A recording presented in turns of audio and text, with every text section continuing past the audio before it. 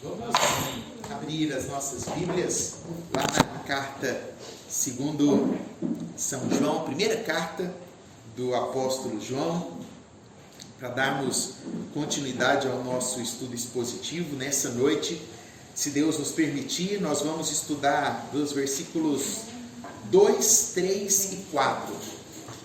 Os 3 versículos do capítulo de número 1, lá de 1 João. Amém? Vamos ler o que está dizendo aí. Versículo 2 diz assim: aquele que é a vida foi-nos revelado, e nós o vimos. Agora testemunhamos e lhes proclamamos que ele é a vida eterna. Ele estava com o Pai e nos foi revelado. Anunciamo-lhes aquilo que nós mesmos vimos e ouvimos, para que tenham comunhão conosco.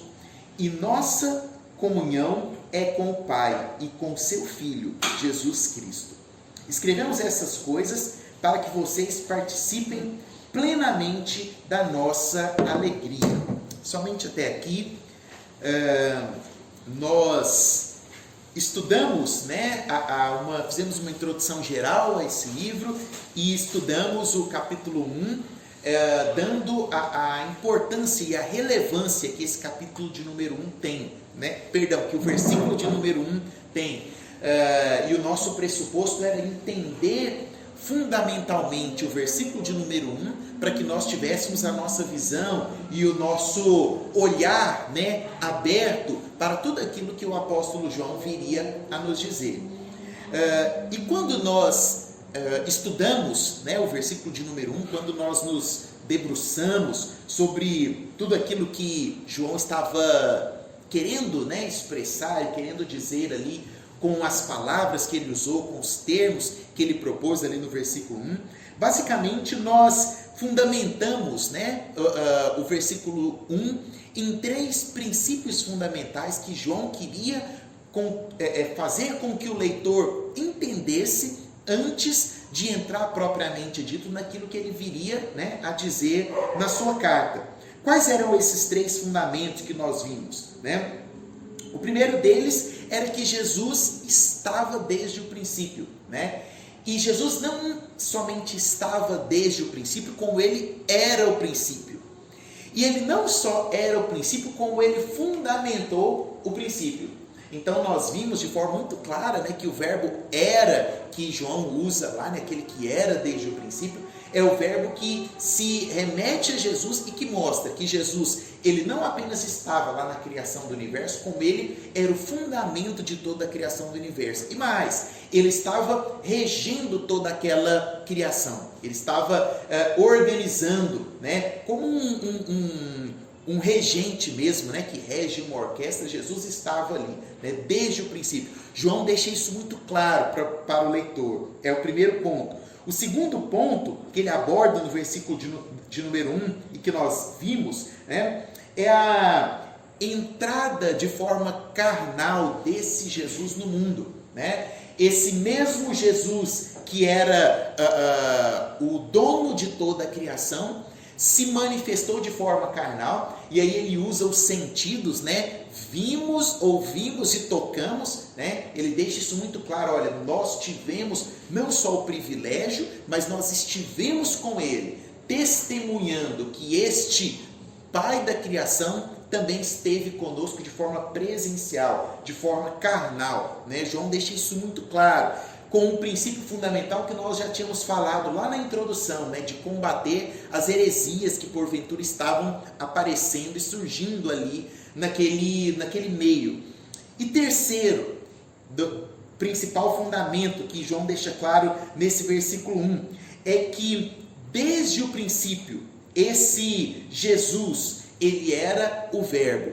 E o que era esse verbo que nós aprendemos e que falou de forma muito especial, pelo menos comigo, quando João coloca que ele era o verbo e habitou entre nós, e a mesma linguagem que João utiliza aqui, ele usou lá no seu evangelho, segundo São João, ele coloca aqui o porquê que Jesus era esse verbo, né? Ou o verbo vivo, que algumas traduções trazem, ou a palavra da vida, né? Como a NVI traz, a NVT também traz essa palavra da vida. Que verbo é esse? Que palavra da vida é essa? Né? E aí, Deus nos deu a graça de entendermos isso, né? Na semana passada, retrasada, né? Que esse verbo que Jesus era é o verbo intencional, que tem o sentido de que eu só consigo revelar para o Danilo algo que está no meu coração, né? Se eu estou chateado com algo, eu só vou conseguir revelar isso para o Danilo. Eu posso até, né, se eu estou chateado com o meu semblante, ele pode até perceber, né? O pastor está meio chateado, mas eu só consigo expressando, verbalizando. Quando eu chego para ele e falo, nossa, Danilo, aconteceu isso e isso comigo, né? Então, quando eu verbalizo, essa minha verbalização do que estava no meu coração é exatamente o que é Jesus. Porque Jesus, ele é a verbalização daquilo que está no coração de Deus, que precisa chegar aos nossos ouvidos, né? Jesus é esse caminho, esse verbo vivo, que traduz aquilo que está no coração de Deus para os nossos ouvidos. Então, João deixa isso muito claro. E quando nós entendemos esses conceitos, né? Que Jesus estava desde o princípio, que Jesus encarnou, e isso foi testemunhado pelos apóstolos, e que Jesus é essa palavra da vida, esse verbo vivo, aí nós estamos aptos então a entrar na sua carta e a entender aquilo que ele quer nos dizer com todos esses 5 capítulos aqui. E aí ele vem então, né, explanando esses conceitos agora que ele deixou claro no versículo 1 que nós estudamos. Pois no versículo 2 ele diz assim: a vida se manifestou, nós a vimos e dela testemunhamos, né? Esse manifestar aqui não se trata de uma aparição qualquer.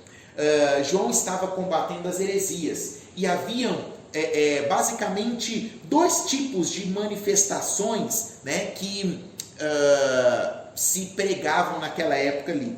Uma delas era a manifestação categórica do gnosticismo e a outra era a do docetismo. A manifestação transcendente do docetismo era aquela manifestação fantasmagórica, né? De que eu vi um vulto ali, né? Então aqueles que eram da linha do docetismo acreditavam nessas manifestações, né? De fantasmas, de vultos, né? E eles pregavam que isso existia. Já o gnosticismo pregava as manifestações de divindades, que eram divindades distantes, né? Porque lembra que nós falamos sobre isso? Eles pregavam muito que existem 2 naturezas, a carnal e a espiritual, e que a nossa natureza carnal está muito longe da espiritual. Então, nós podemos fazer o que nós quisermos com a carnal, porque é outra coisa espiritual. Já essa manifestação que João está dizendo aqui não se remete a nenhuma dessas 2. Se remete a uma manifestação viva, a uma manifestação carnal. Mateus Henry, ele cita uma frase que deixa muito claro o que João está querendo dizer. Ele diz assim: Jesus, ele não era uma mera palavra verbal ou vocal, mas uma manifestação carnal. E aí nós entramos naquele conceito de que para nós, esse Jesus, ele era 100% homem e 100% Deus. Então ele era 100% carnal, ele sentia todas as dores, sentia todas as aflições, passava por fome, dificuldades, como todos nós passamos, mas ao mesmo tempo ele era 100% espiritual, 100% Deus. E este Jesus, né, que não era apenas uma palavra, que não era apenas um vulto, não era apenas uma divindade qualquer, ele se manifestou, é o que João diz, a vida se manifestou, né? A própria vida se manifestou a nós. E por que João utiliza, né, esse manifestou a nós, no contexto plural? É interessante que a gente consegue observar assim é como se fosse uma espécie de amadurecimento, né, de João. Jovem, que escreve ali o Evangelho pouco após a morte e ressurreição de Jesus, e o João já idoso, experiente, né, que escreve com uma nova visão, né? Lá no Evangelho, quando você lê o Evangelho, você vê que tem um João assim, que puxa para o lado dele, né? Eu sou aquele que encostou a cabeça no ombro de Jesus.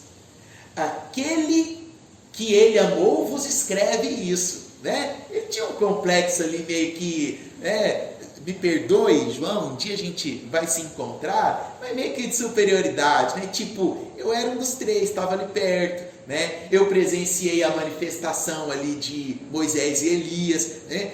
Não com arrogância, não isso, mas a gente percebe ali que ele utiliza-se, né, desse aspecto que era interessante ser descrito para que as outras pessoas pudessem ver que ele estava falando de fato de um Deus que habitou entre nós. Mas há uma mudança no conceito. Quando João vem escrever aqui a carta, você observa que ele não fala se manifestou a mim, e eu ouvi, e dele eu testemunhei. Ele não usa o singular aqui, ele usa o plural. A vida se manifestou, nós a vimos, e dela testemunhamos. Ou seja, no plural. Eu pego isso aqui com dois motivos de aplicação para nós. O primeiro deles é que, de fato, João, ele não se coloca aqui mais como um eminente apóstolo. Ele já tinha vivido tudo que ele poderia ter vivido, né? E aqui ele está se colocando como apenas mais um que passaria, mas que estaria deixando um legado, né? Talvez assumindo um papel mais de humildade comparado àquele que escreveu o Evangelho, não sei, mas aqui ele poderia muito bem ter colocado eu ouvi, e nós estaríamos lendo aqui normalmente, né? Mas ele coloca, olha, nós ouvimos, né? E que traz também uma segurança maior daquilo que ele estava falando. Olha, eu não sou a única testemunha ocular, além de mim, outros 12 apóstolos andaram junto comigo e presenciaram isso. Além disso, né, quase 500 pessoas também foram testemunhas oculares de quando ele foi elevado aos céus, né? Muitos outros viram ele ressurreto, né? Então ele está dando aqui também uma segurança de que ele não era testemunha única, porque nós precisamos lembrar que ele está escrevendo para um contexto judaico, no qual uma testemunha única não era válida, assim como a testemunha de uma mulher não era válida. Você precisava ter pelo menos 2 testemunhas para afirmar que algo aconteceu. Então ele está dizendo, olha, nós, não somente eu. E aí eu elevo para um patamar também de aplicação maior ainda, né? Nós como um corpo de Cristo junto, né? A importância de um evangelho que é singular no relacionamento privado e particular com Deus, mas que nós vamos ver, e aí você vai entender o porquê que eu estou falando isso aqui na nossa conclusão, né? Um contexto de pluralidade mesmo, um contexto de nós, um contexto de igreja. Olha, nós como corpo o vimos, nós que éramos a igreja primitiva, nós que éramos o discipulado primordial, nós estávamos juntos ali e vimos ele manifestar. Vimos juntos como igreja, como corpo, né? Você vai entender na conclusão o ponto que eu quero chegar nesse aspecto, né? E além de usar esse plural, né, nós vimos a manifestação, dessa manifestação nós testemunhamos, ou seja, aquilo que eu vi, aquilo que manifestou a mim, isso eu levo aos outros, né? Se manifestou aos poucos, para que os poucos pudessem proclamar aos muitos, né? De 12 apenas, que foram 11, né? Depois 12 com Matias ou o apóstolo Paulo, aí a gente entra nos aspectos teológicos disso depois, né?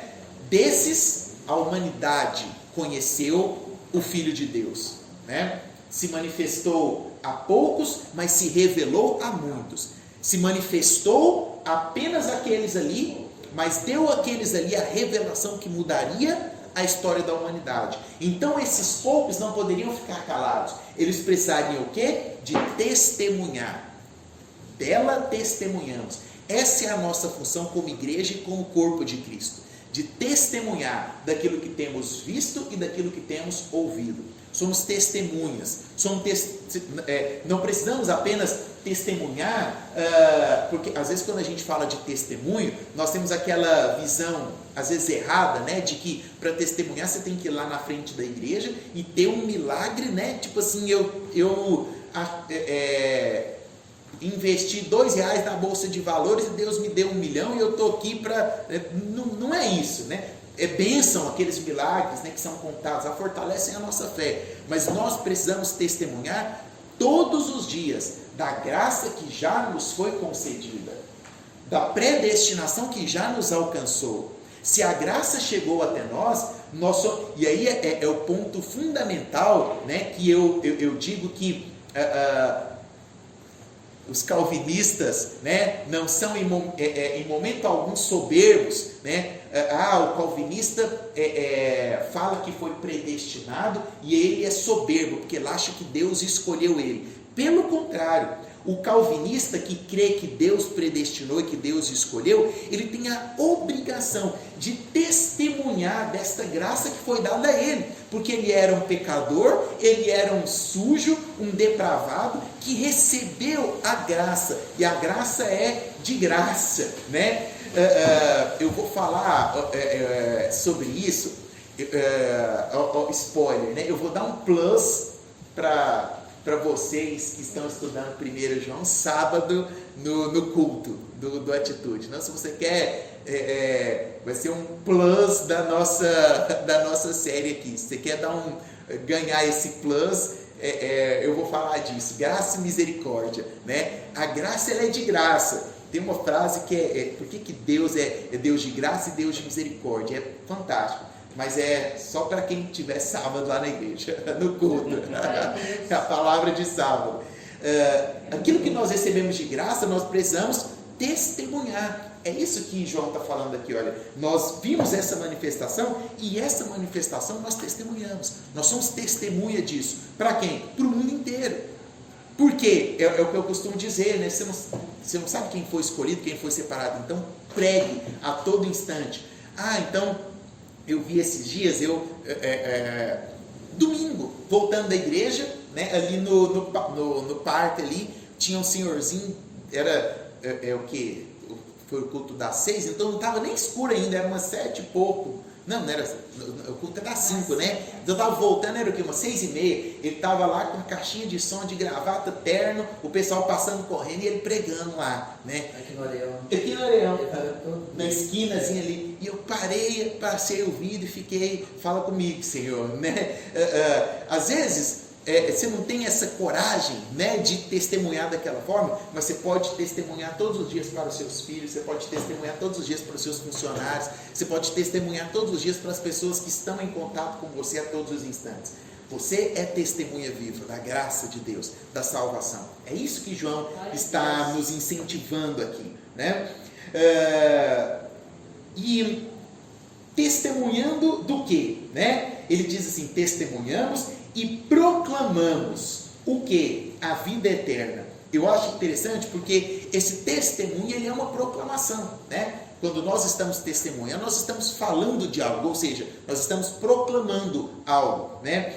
E esse proclamar aqui que João está utilizando é um proclamar de alguém que de fato tem condição para aquilo, né? Não é um proclamar de alguém que ouviu como um arauto, né? Que ouve algo do rei e vai lá proclamar aquilo que o rei falou para o povo. Não, ele é um proclamar de alguém que vivenciou aquilo.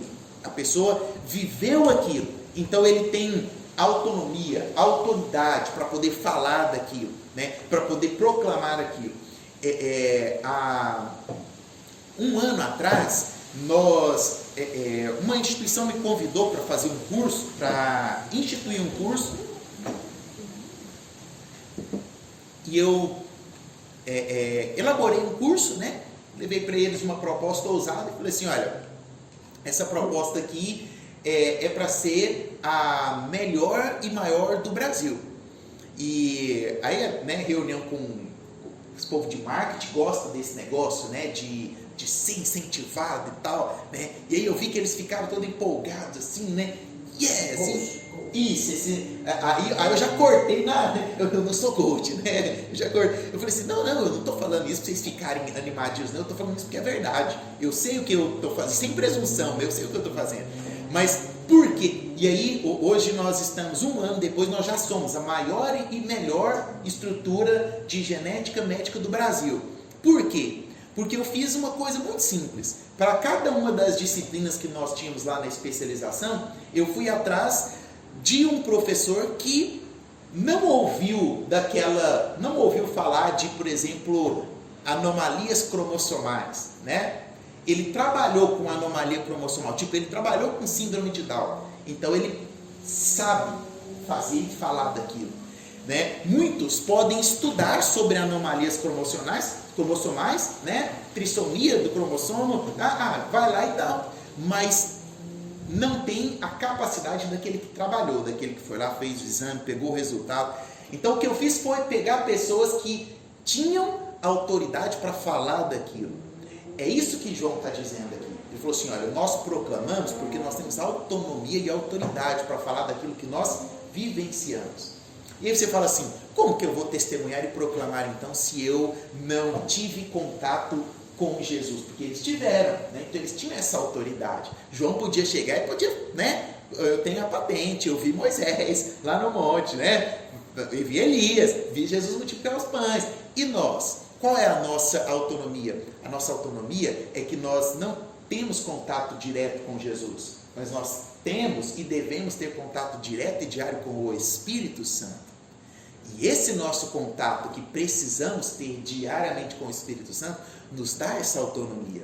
E aí vem a minha pergunta, será que eu estou tendo esse contato direto com o Espírito Santo que eu preciso ter? Né? Será que eu estou pronto para ser testemunha? Porque eu só posso ser essa testemunha que proclama com verdade, com autoridade, se eu estou tendo contato com o Espírito Santo todos os dias. Será que, né, eu estou tendo esse contato a ponto de poder dizer, eu posso pegar minha caixinha e ir lá para o parque, porque eu tenho autonomia, ou eu posso sentar, né, e liberar uma palavra para o meu funcionário que está ali passando por um dia difícil?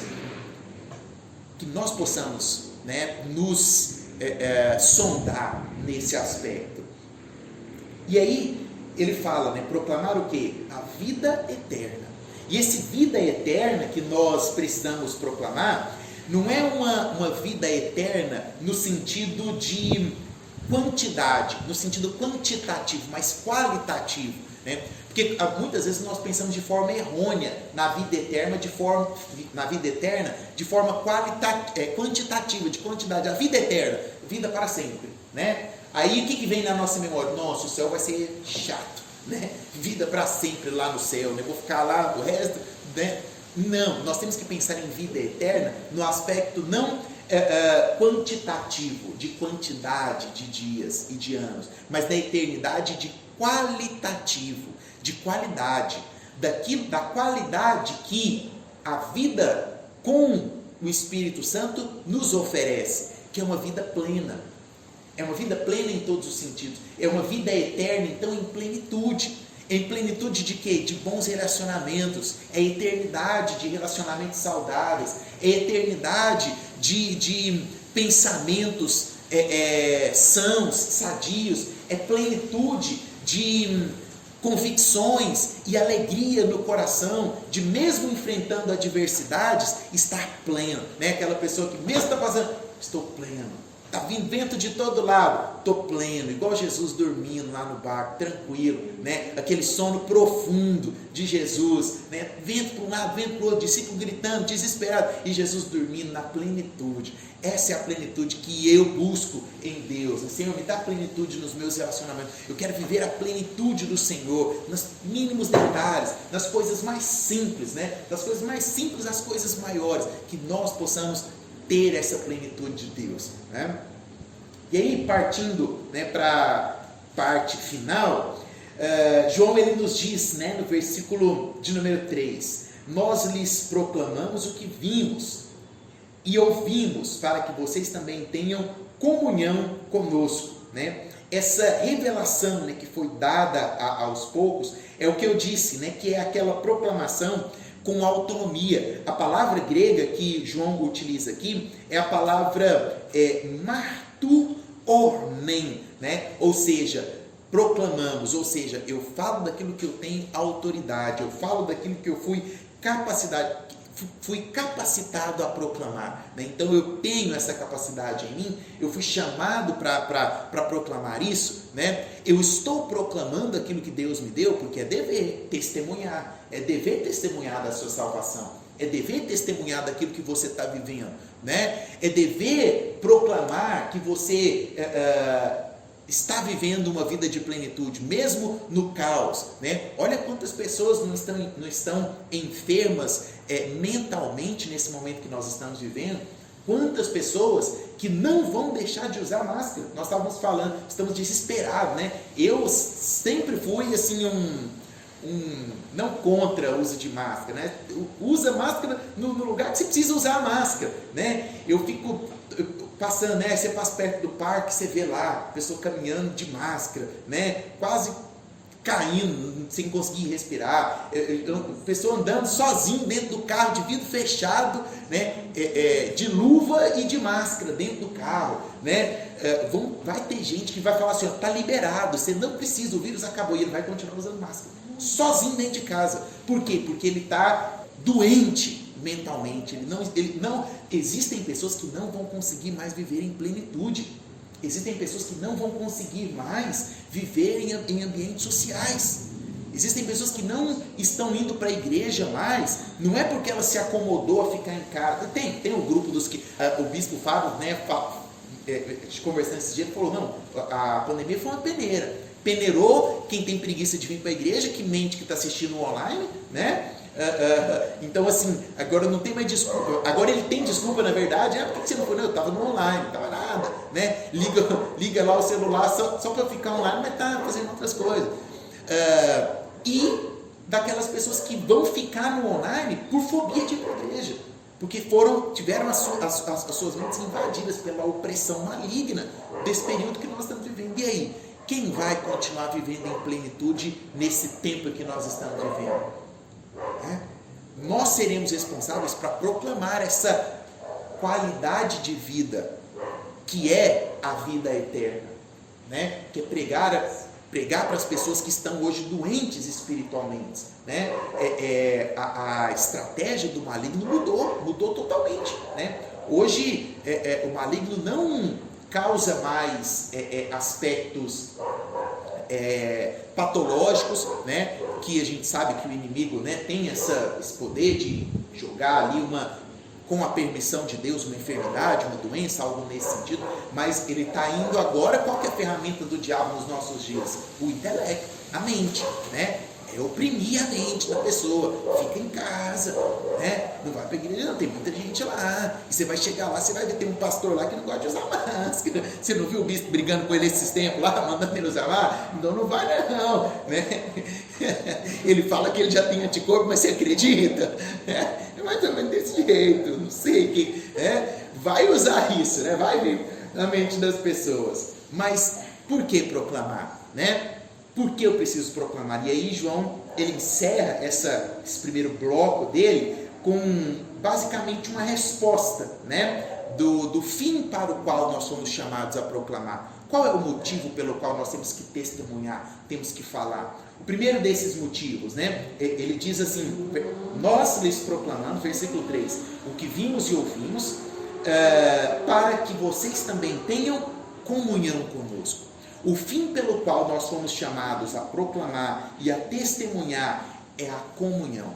A religião cristã é a religião que se baseia na comunhão. Não existe nenhuma outra religião no mundo, a não ser a religião cristã, que tem como base fundamental do seu dogma a comunhão. Tanto é que Deus criou o homem para estabelecer com o homem comunhão. Deus colocou o homem no jardim para ter comunhão com o homem no jardim, na viração do dia. E lá no jardim, quando Deus percebeu que o homem estava sentindo falta de alguém, Deus coloca a auxiliadora. Para quê? Para que ela também tivesse comunhão com o homem. Então, maridos e esposas, tenham comunhão. Deus colocou a mulher ali porque o homem estava se sentindo só, não para que o homem tivesse alguém. O motivo secundário era procriar e encher a terra, mas a Bíblia é muito clara que viu Deus que o homem estava ali se sentindo só. O homem olhou, viu todos os animais, então Deus coloca ali uma, tanto que ele chama de auxiliadora, para fazer companhia, para ter comunhão com ele, né? Essa comunhão, ela é pré-estabelecida na nossa religião cristã, na religião que nós seguimos, na nossa prática ecumênica, existe a comunhão, que é o partir do pão, né? Um dos nossos principais sacramentos, que é a celebração da ceia do Senhor, é um ato não apenas, né, de relembrar o corpo e o sangue de Jesus, mas de estabelecermos ali a comunhão entre nós, né? E a igreja como um todo, ela vive em comunhão, né?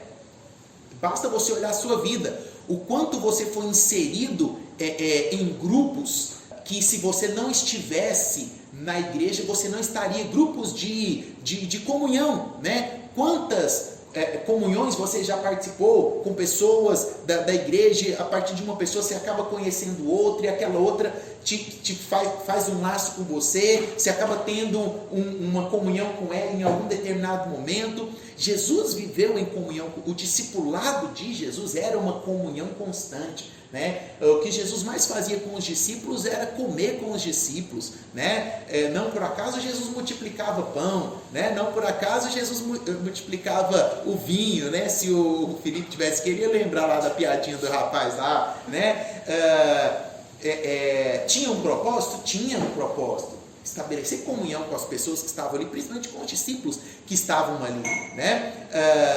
Isso era importante, era ensinado por Jesus e está aqui como um fundamento da nossa fé cristã e como um fim pelo qual nós fomos chamados a proclamar, para vivermos em comunhão. A comunhão, ela nos convida a termos comunhão com os apóstolos. Impressionante isso, né? Quando nós temos comunhão aqui, né, como nós teremos no final, né, hoje é um cachorro-quente, né, e quando nós dividimos o pão do cachorro-quente aqui entre nós estamos nos aproximando da doutrina apostólica. Olha que coisa impressionante, transcende o nosso natural aqui e nos leva à igreja primitiva, né? Nos leva a fazer exatamente o que Pedro estava fazendo com João. Olha que coisa mais maravilhosa, nos conecta com o princípio da era cristã, a comunhão, nos fortalece, nos protege, né? Nos ajuda a viver em bando, né? Que é a coisa mais natural que tem para se autoproteger. Quando nós estamos em bando, nós vemos as dificuldades uns dos outros e nós começamos a orar uns pelos outros, né? Nós compartilhamos as nossas dores e nós nos compadecemos das dores uns dos outros. Então, o fim pelo qual nós somos chamados a proclamar e a testemunhar a vida, que é o verbo, é em primeiro lugar a comunhão. E em segundo, João termina dizendo: nossa comunhão é com o Pai e com seu Filho Jesus Cristo. Verso 4: escrevemos essas coisas para que a nossa alegria seja completa. A comunhão nos conduz à alegria. Você já saiu de uma comunhão da igreja triste?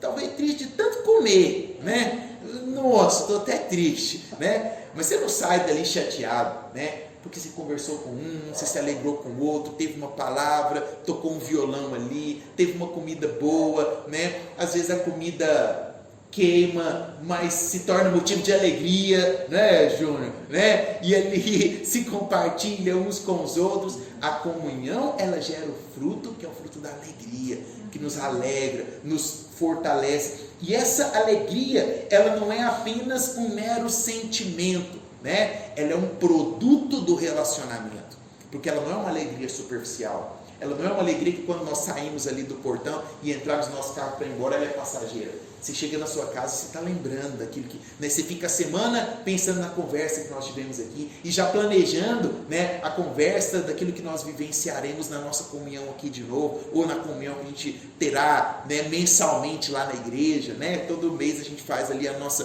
comunhão e outras, né, nos aniversários, proporcionado por aquilo que Deus um dia plantou em nossos corações. Para gerar o quê? Para gerar essa alegria, a plenitude, que é uma plenitude de alegria, uma plenitude de vida manifesta do Eterno para conosco.